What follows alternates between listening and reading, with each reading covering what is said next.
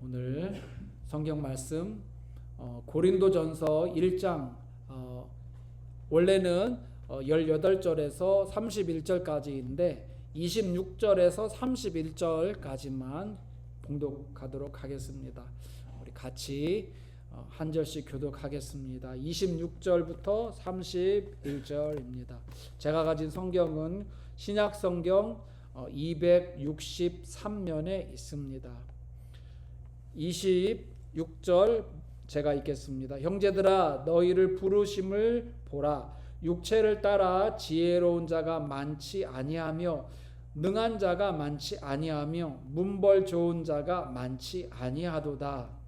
하나님께서 세상에 미련한 것들을 택하사 지혜 있는 자들을 부끄럽게 하려 하시고 세상에 약한 것들을 택하사 강한 것들을 부끄럽게 하려 하시며 세상에서 하나님께서 세상의 천한 것들과 멸시받는 것들과 없는 것들을 택하사 있는 것들을 패하려 하시나니 이는 아무 육체로 하나님 앞에서 자랑하지 못하게 하려 하시니라. 30절 같이 31절까지죠. 너희는 하나님으로부터 나서 예수 그리스도 안에 있고 예수는 하나님으로부터 나와서 우리에게 지혜와 의로움과 거룩함과 구원함이 되셨으니 31절 같이 읽겠습니다. 시작. 기록된 바 자랑하는 자는 주 안에서 자랑하라 함과 같게 하려 함이라. 아멘. 자리에 착석하시겠습니다. 하나님이 원하시는 사람 두 번째, 이렇게 제가 제목을 정했습니다. 여러분과 저는 누군가의 마음에 드는 사람이 되려고 노력해 본 적 있나요?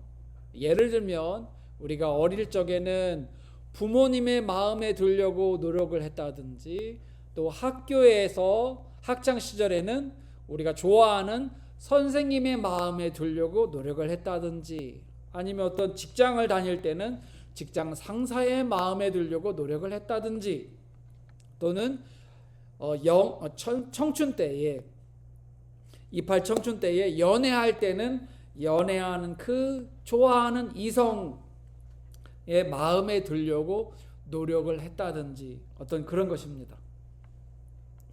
성경에 보니까 야곱은 라헬을 너무나 사랑해서 라헬과 결혼하려고 7년을 외삼촌 라반의 집에서 아주 그냥 몸이 부서지도록 일하면서 봉사를 했어요. 그런데 야곱은 라헬을 사랑하는 까닭에 7년을 며칠같이 여겼다고 했습니다. 야곱의 눈에 콩깍지가 끼어가지고 그의 뇌에서는 세로토닌은 감소하고, 세로토닌이 감소해야 눈에 콩깍지가 낀다고 뇌과학자들이 그래요. 그렇지만 도파민이나 옥시토신은 증가해가지고 아주 행복하게 7년 동안 고된 일을 했지만 힘든지도 모르고 며칠같이 보냈다는 것이죠. 그런데 이제 야곱이 결혼식 하는 날 라반이 속임수를 씁니다. 결혼식이 다 끝나고 그 다음날 날이 밝아가지고 이제 야곱이 헌할 때, 여러분 그때 당시에는 전기불이 있습니까? 뭐가 있습니까? 그러니까 아무것도 없었죠. 그런데 날이 이제 밝고 이제 텐트 안에 헌해지니까 신부의 얼굴을 보니까 아이고 청천벽력 같은 일이 벌어졌어요. 어제 결혼식 날 결혼한 신부가 레아였던 것입니다. 라헬이 아니라. 그래서 이제 야곱이 라반에게, 삼촌에게 따집니다. 어떻게 이런 일을 할 수가 있습니까? 그래서 이제 라반이 7일 동안 그 결혼식 그 잔치가 끝나면 이제 네가 좋아하는 라헬도 내 신부로 줄 테니까 잔치를 잘 마쳐라. 그 다음에 이제 잔치가 잘 끝난 다음에 진짜 라헬도 신부로 줍니다. 그리고 나서 이제 야곱은 또 라헬을 위해서 7년을 또 봉사를 합니다. 그러니까 야곱이 라헬을 얻으려고 무려 14년을 봉사를 한 거죠. 라헬의 마음에 들고자, 라헬의 마음을 얻고자. 열왕기하 23장을 보면 이스라엘이 이제 분열 왕국 시대 때에 그 다윗이나 솔로몬 때는 통일 왕국이었어요. 그런데 그 솔로몬 이후부터는 분열 왕국이 됩니다. 그래서 북이스라엘, 남유다. 그런데 남유다에 여러 왕들이 있었는데 히스기야 왕 다음에 요시야 왕이 나타납니다. 요시야 왕. 근데 그는 비록 8살에 왕이 되었는데요. 과감한 개혁을 단행을 합니다. 그것을 그래서 요시야의 대개혁이라고 하는데, 산당을 제거하고 그리고 왕이 된 다음에 10년 후에는 유월절을 지킵니다. 그런 왕이 없었어요. 그리고 나서 이제 요시야 왕이 신하들에게 성전을 보수하도록 하라 이렇게 명령을 합니다. 그래서 보수를 하고 있는데 성전에서 율법책 두루마기를 발견합니다. 그래서 이제 신하들이 제사장들이겠죠. 제사장들이 그 율법책을 읽어주면서 요시야 왕이 그걸 듣고 있습니다. 그 듣고 있다가 너무나 마음이 불붙는 데 가지고 옷을 찢으면서 통곡을 합니다. 여러분, 옛날에 옷이 얼마나 비쌌는지 아시잖아요. 왕이 입는 왕복이면 또 얼마나 비쌌겠습니까? 그렇지만 그 아까운지도 모르고 옷을 찢으면서 통곡을 합니다. 왜냐하면 조상들이 여호와 하나님을 배신하고 그릇된 길로 갔기 때문이죠. 그래서 요시야 왕은 조상들과는 다르게 율법을 따라 유다 땅과 예루살렘에 보이는 신접한 자들과 점쟁이들과 드라빔과 우상과 모든 가증한 것들을 다 제거했습니다. 그래서 역사는 요시야 왕을 이렇게 평가를 합니다. 여호와 보시기에 정직히 행하여 그의 조상 다윗의 모든 길로 행하고, 다윗 왕은 선한 왕이었잖아요. 다윗의 모든 길로 행하고 좌우로 치우치지 아니하였다라고 평가를 합니다. 그러니까 좋은 왕이었다는 것이죠. 그런데 어떻게 보면은 요시야 왕은 하나님 마음에 들려고 노력을 했던 왕이었던 것입니다. 자, 정리하면 야곱은 한 사람의 좋아하는 그 사람의 마음을 얻으려고, 그래서 좋은 남편이 되려고 노력하고, 요시야는 또 다른 사람들도 많이 있었겠지만 하나님의 마음에 들려고 노력을 했다라는 것이죠. 자, 그렇다면 오늘날에도 하나님의 마음에 드는 사람을 하나님이 찾고 있을까요? 아닐까요? 찾고 있습니다. 그래서 우리가 지난주에는 미가서 6장 8절 말씀을 중심으로 하나님이 원하시는 사람 1, 우리가 시리즈를 보고 있는데, 이번 주에는 고린도전서 1장 26절에서 31절 말씀으로 하나님이 원하시는 사람 2를 살펴보면서 우리가 어떻게 하면 하나님이 원하시는 사람이 될 수 있을지 살펴보기 원합니다. 하나님이 원하시는 사람은 첫째로 십자가의 능력을 믿는 사람입니다. 십자가의 능력을 믿는 사람입니다. 예, 우리 보세요. 말씀을 보면 십자가의 도가 멸망하는 자들에게는 미련한 것이요 구원을 받는 우리에게는 하나님의 능력이라. 저는 여러분과 제가 십자가의 능력을 믿는 줄 믿습니다. 근데 예수님이 요한복음 3장 14절에 이렇게 말씀을 하셨어요. 요한복음 3장 14절 우리 같이 한번 읽어볼까요? 시작. 모세가 광야에서 뱀을 든 것 같이 인자도 들려야 하리니 라는 말씀을 하셨어요. 이 무슨 말씀이냐면 이스라엘 백성이 이제 출애굽한 후에 광야를 지나가게 됩니다. 그런데 광야에서 불뱀이 나와가지고 이스라엘 백성들을 막 뭅니다. 그래서 이스라엘 백성들이 막 죽어가고 있었어요. 으악 하면서 막 죽어갑니다. 그럴 때에 하나님께서 모세에게 놋뱀을 만들어서 높이 들어라. 그러면 그 불뱀에 물려가지고 죽어가는 모든 사람인데, 모든 사람들인 누구든지 그 노뱀을 보는 자는 살리라 라고 말씀을 하십니다. 그런데요, 어떤 사람에게는 이 말씀이 이해가 되질 않아요. 아니, 지금 뱀에 물려가지고 독이 퍼져가지고 지금 죽어가는 판인데 약을 주지 않고 무슨 치료법을 제공해 주는 것이 아니라, 아니, 놋뱀으로 만든 장대 높이 든 그 놋뱀을 보기만 하면 살겠다고 하니 이해가 되지 않아요. 논리적으로 의학적으로 납득이 안 되잖아요. 그래서 안 믿고 안 본 사람은 죽었습니다. 하지만 이 불가능한 것을 하나님을 믿고 그 놋뱀을 본 사람은, 쳐다본 사람은 다 살았습니다. 예수님이 인자도 들려야 하리라 하신 말씀은 그 모세가 놋뱀을 높이 든 것처럼 장대에 예수님이 십자가에 못 박혀 달려 돌아가신다 하는 말씀이죠. 그래서 그 예수님을 보고 믿으면 어떻게 된다? 살게 된다라는 그 말씀인 것입니다. 모세가 놋뱀을 높이 들었을 때 불뱀이 물린 사람마다, 보는 사람마다 믿으면 산 것처럼 예수님을 믿으면 살게 된다라는 그 말씀이죠.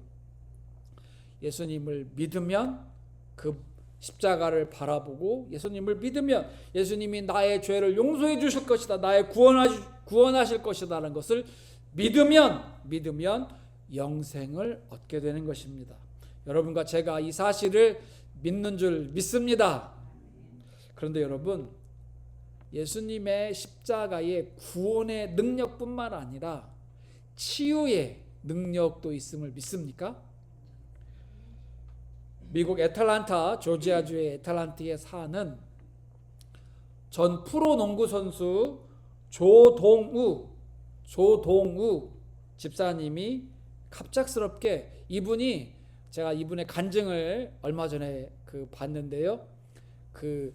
한국에서 프로 농구 선수였는데 한국에서 최초로 덩크슛 있잖아요. 링에 이렇게 콱 꽂아 넣는 덩크슛을 성공해가지고 유명해진 분이라고 해요. 근데 이분이 미국의 애틀란타에 산대요. 근데 복부에 대동맥 파열, 그래서 대동맥이 파열됐어요. 피가 막 엄청 차잖아요.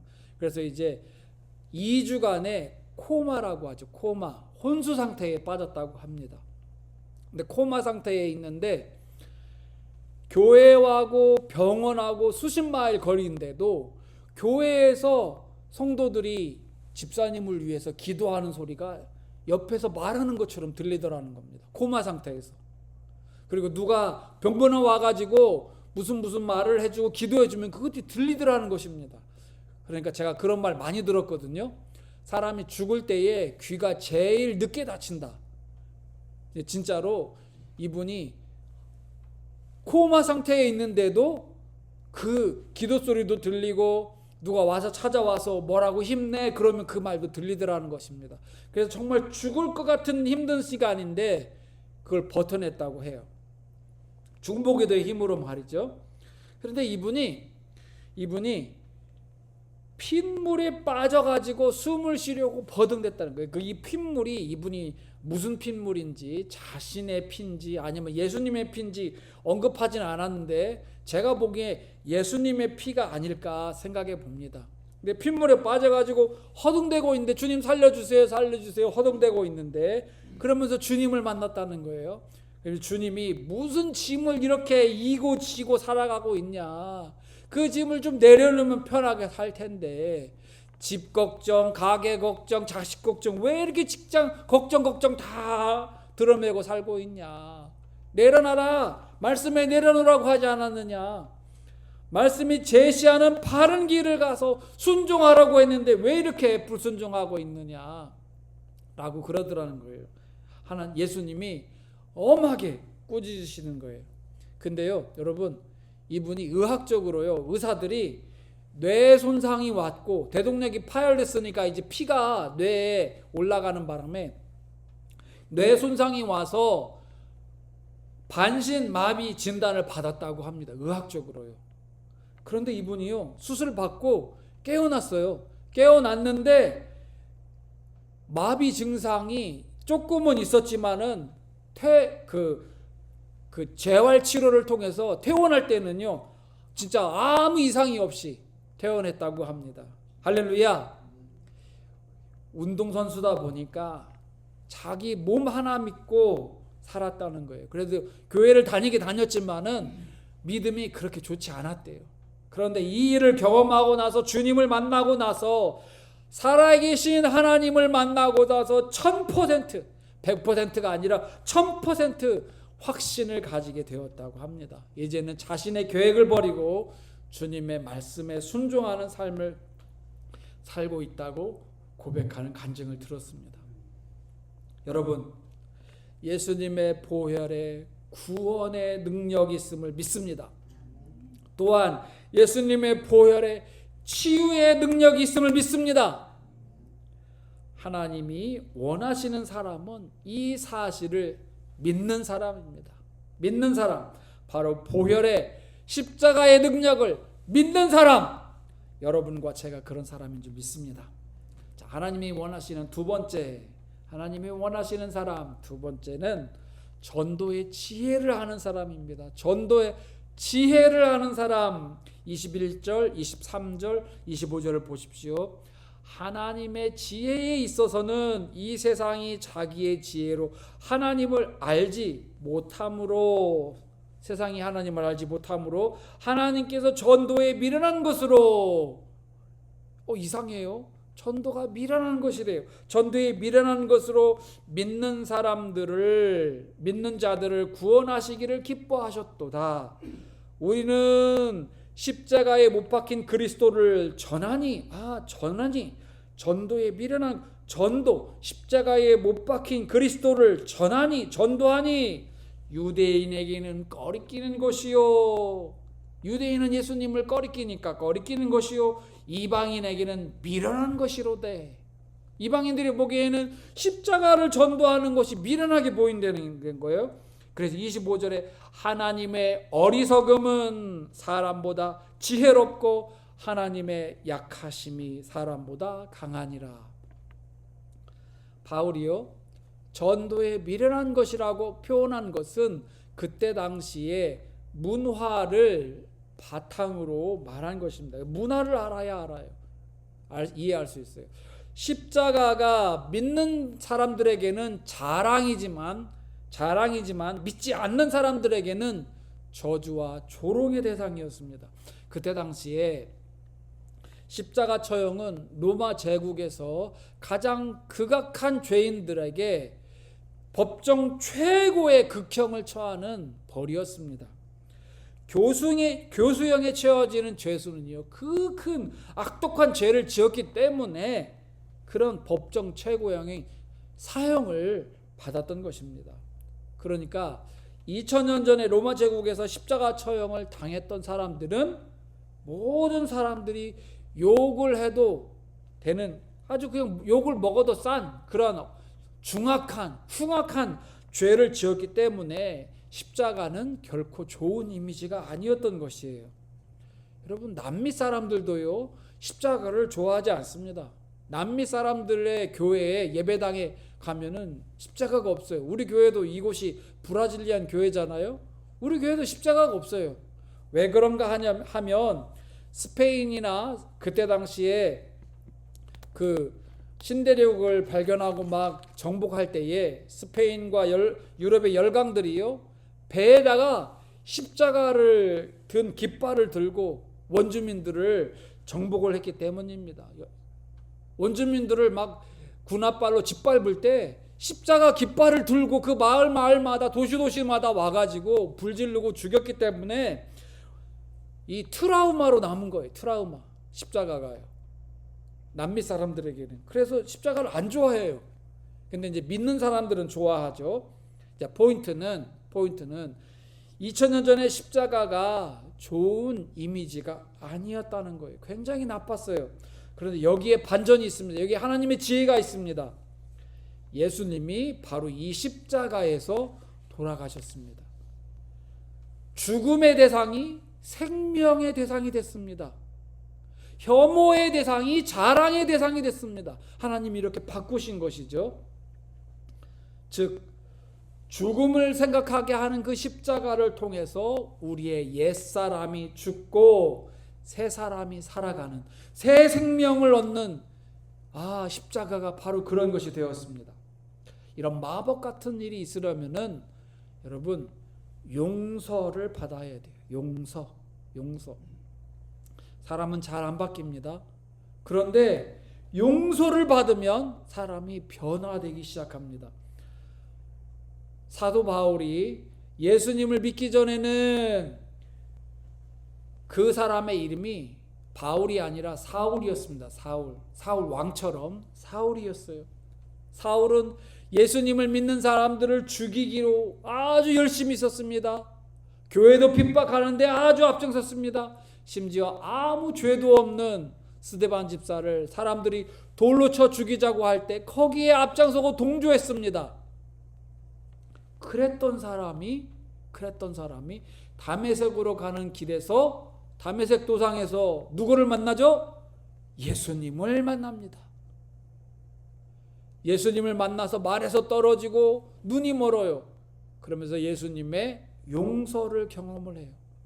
여러분 보세요. 용서받은 이 사울이요, 그때부터 180도 발락 바뀌게 됩니다. 세상이 다 바뀌는 것처럼 이름도 바꿉니다. 사울에서 바울로 이름도 바꾸고요, 전혀 180도 바뀐 삶을 살아갑니다. 용서받은 사람은 십자가가 얼마나 큰 은혜인지를 압니다. 우리를 대신해서 죽으신 그 사랑이 얼마나 위대한지 알아요. 예수님의 사랑이 얼마나 위대한지 알아요. 예수님의 십자가가 얼마나 사랑스러운지 알게 되는 것이죠. 전도가 쉬웠어요 라고 말할 수 있는 사람은 많지 않을 것입니다. 사람들에게 교회와 라고 하는 것도 전도죠. 그런데 전도를 제대로 하려면은요, 전도지도 나눠주고 초청도 해야 되겠지만 불신자에게 예수님의 십자가를 간증하는 것, 내가 경험한 예수님의 십자가를 간증하는 것, 내 삶에 변화를 주신 하나님의 사랑을 간증하는 것이 제대로 된 전도인 줄 믿습니다. 많은 사람들이 불신자에게 미사여구 써가면서 화려한 언변으로 전도를 해야 전도를 잘한다 생각하는데요, 사실은 진솔한 삶, 나눔, 내 삶에 어떠한 변화가 있었는지, 예수님 믿기 전과 예수님 믿은 후에 어떤 변화가 있었는지 그것을 그냥 간증하는 것이 강력한 전도가 되는 줄 믿습니다. 여기 하나님의 지혜가 있습니다. 그러므로 여러분과 제가 화려한 전도 말고 진솔한 간증을 하는 전도를 하는 사람이 되기를 축원합니다. 자, 이제 마지막으로 하나님이 원하는 사람 세 번째, 예수님을 자랑할 사람입니다. 예수님을 자랑할 사람. 자, 29절 보세요. 이는 아무 육체도 하나님 앞에 자랑하지 못하게 하려 함이라. 아까 28절, 26절, 27절에 나옵니다. 여러 사람들이 나오는데 아무 육체도, 아무 사람도 하나님 앞에 자랑하지 못하게 하려 함이라. 그러면 30절에 너희는 하나님으로부터 나서, 우리가 하나님으로부터 났대요. 그래서 하나님의 자녀래요. 예수 그리스도 안에 있고 예수는 하나님으로부터 나와서 우리에게 지혜와 의로움과 거룩함과 구원함이 되셨으니, 하나님이 이런 선물들을 우리에게 주셨다는 겁니다. 예수님이 우리 이런 선물을 주셨다는 거예요. 31절에 기록된 바 자랑하는 자는 주 안에서 자랑하라 함과 같게 하려 함이니라. 이 세상에 많은 사람들이 자랑하기를 좋아하는 것 같아요. 그래서 예전에 이런 말이 있었어요. 자식과 마누라 자랑하는 사람은 팔불출이다 이런 말이 있었어요. 여러분 이 말에 동의하십니까? 과거에는 겸손이 미덕이었기 때문에 아내나 자식을 자랑하면 모자란 사람이라는 뜻으로 팔불출이라고 불렀는데요. 현대에는요, 못하는 게 팔불출입니다. 현대는요. 아주 그럴 정도로 아내나 자식을 자랑스럽게 여긴다면 그 마음, 속마음을 그냥 솔직하게 표현하는 것이 일상이 되었습니다. 여러분에게 배우자나 자식이나 손주 자랑하라고 하면 무엇을 자랑하고 싶으세요? 이 시간에 시간이 다 없어서 일일이 들을 수가 없으니 제가 부득불 제 아내와 자식 자랑을 해보겠습니다. 제 아내는 현숙한 아내입니다. 그래서 사람들에게 편안함을 주고 또 화목하게 하는 직책을 잘 감당해요. 또 제 자식들은 순종적입니다. 목회자의 자녀로 산다는 것이 쉽지 않을 텐데 저희 딸들이 믿음으로 살려고 열심히 노력을 합니다. 끝입니다. 제가 더 이상 하면은 진짜 제가 팔불출 될 것 같아서 네, 여기까지만 하겠습니다. 사실 우리 예수님 믿는 사람들에게 자랑거리가 참 많습니다. 바로 예수님 자랑이 그것이죠. 30절 후반절에 나오죠. 30절 후반절에 예수님이 우리에게 지혜도 주시고 의로움도 주시고 거룩함도 주시고 구원도 주셨습니다.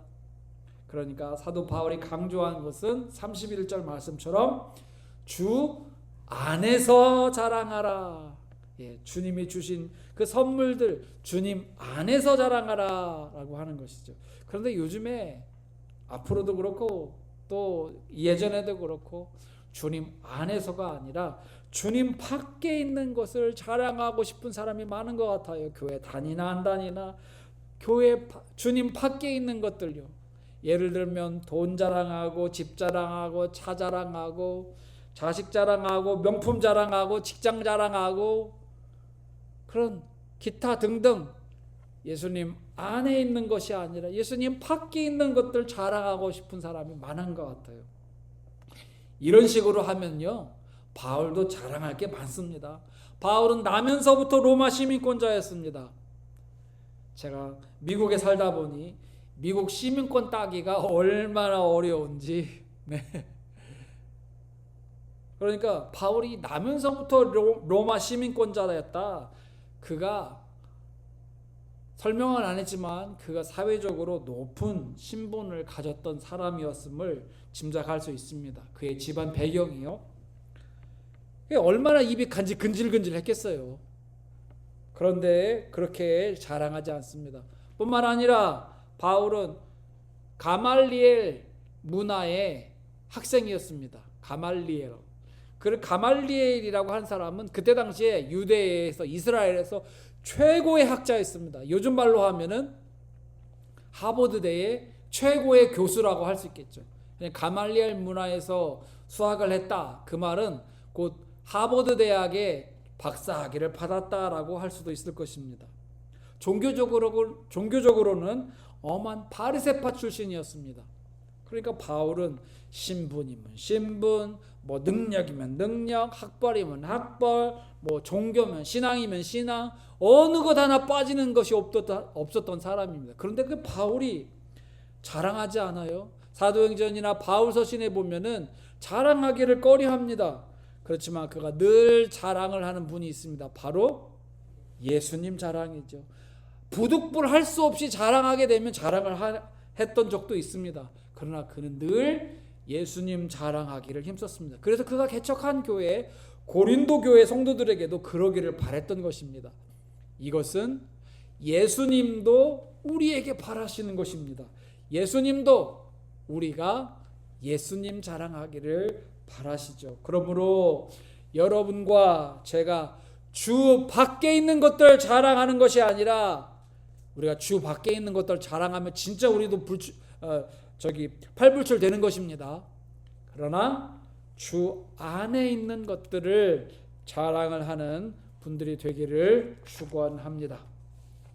자, 우리가 지금까지 본문 말씀을 통해서 하나님이 원하시는 사람이 어떤 사람인지를 살펴보면서 도전도 받고 은혜도 나눈 줄 믿습니다.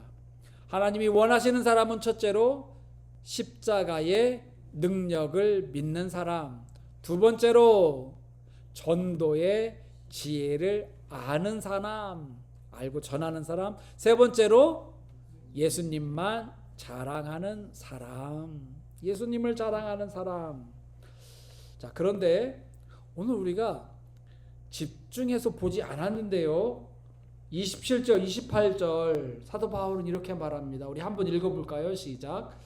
그러나 세상에서 하나님께서 세상의 미련한 것들을 택하사 지혜 있는 자들을 부끄럽게 하려 하시고 세상의 약한 것들을 택하사 강한 것들을 부끄럽게 하려 하시며 하나님께서 세상의 천한 것들과 멸시받는 것들과 없는 것들을 택하사 있는 것들을 폐하려 하시나니. 우리 한글 개역 개정 성경이나 대다수의 영어 성경에는 이렇게 세상에 미련한 것들, 세상에 약한 것들, 세상에 천한 것들, 멸시받는 것들, 없는 것들, 또한 반대편에 있는 존재들로는 강한 것들, 있는 것들, 이렇게 것들 또는 영어로는 things라고 번역을 했어요. 이게 사물을 지칭하는 것처럼 했는데 제가 헬라어 원문을 보니까 헬라어 원문에는 사물을 뜻할 수도 있고 사람을 뜻할 수도 있습니다. 그래서 27절에 나오는 것처럼 지혜 있는 자들처럼 모두 사람으로, 이 것들을 사람으로 번역해도 무방합니다. 그래서 제가 번역을 해보면, 자, 27절 28절 우리 다시 한번 읽어보겠습니다. 앞에 화면을 보고 시작. 그러나 하나님께서 세상에 미련한 자들을 택하사 지혜 있는 자들을 부끄럽게 하려 하시고 세상에 약한 자들을 택하사 강한 자들을 부끄럽게 하려 하시며 하나님께서 세상에 천한 자들과 멸시받는 자들과 없는 자들을 택하사 있는 자들을 폐하려 하시나니가 되겠습니다. 하나님은 세상에 보잘것없는 사람을 아주 요긴하게 쓰십니다. 다만 그 보잘것없는 사람이 십자가의 능력을 의지한다면 말입니다. 하나님은 힘없고 약한 사람을 아주 강력하게 쓰십니다. 다만 그 힘없고 약한 사람이 전도의 지혜를 알고 사용한다면 말입니다. 하나님은 세상에서 인정받지 못한 사람을 아주 영광스럽게 쓰십니다. 다만 그 인정받지 못한 사람이 예수님만을 자랑한다면 말입니다. 하나님이 원하시는 사람은 세상과 다릅니다. 하나님이 쓰시기 원하시는 사람도 세상과 다릅니다. 그러므로 여러분과 저는 세상이 원하는 사람이 아니라 하나님이 원하는 사람이 되기를 축원합니다. 그래서 여러분과 제가 하나님께 귀하게 쓰임받는 그런 사람이 되기를 우리 주 예수 그리스도 이름으로 간절히 축원합니다. 우리 함께 기도하시겠습니다.